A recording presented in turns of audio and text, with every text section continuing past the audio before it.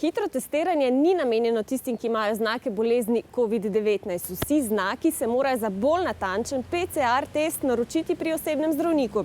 No, za hitri test pa naročanje ni potrebno, s seboj morate imeti le zdravstveno in osebno izkaznico.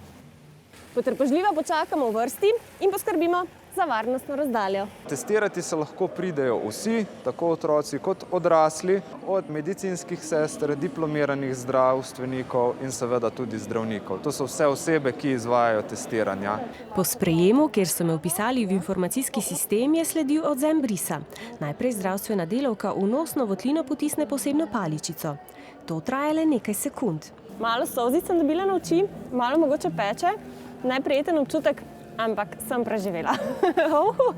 Paličico zdravstveni delavec potisne v posebno tekočino, kjer jo pusti približno minuto, nato pa tekočino nanese na testno ploščico. Po približno 15 minutah se na tablici pokaže rezultat. Pri paličicah za odvzem brisa pa so se pojavile tudi težave. Pri nas velja, da zdravstveni delavci brise jemljejo z nosu. Inšpektorji so pri nadzoru v Ljubljani opazili, da imajo na zalogi tudi druge paličice, brez predpisanih oznak, zato so postopek za en dan ustavili. Tako imenovani hitri test je od testa PCR manj zanesljiv zato, ker virus zazna le na njegovi površini. Če v telesu še nimamo zadostne količine virusa, ga bo ta metoda težje prestregla. Vlogo igra tudi hitrost, zanesljivejši test pač traja dalj časa. Izvid hitrega testa v roku 1 ure prejmemo po SMS sporočilu. Če je pozitiven, takoj odidemo domov, se osamimo in pokličemo svojega zdravnika.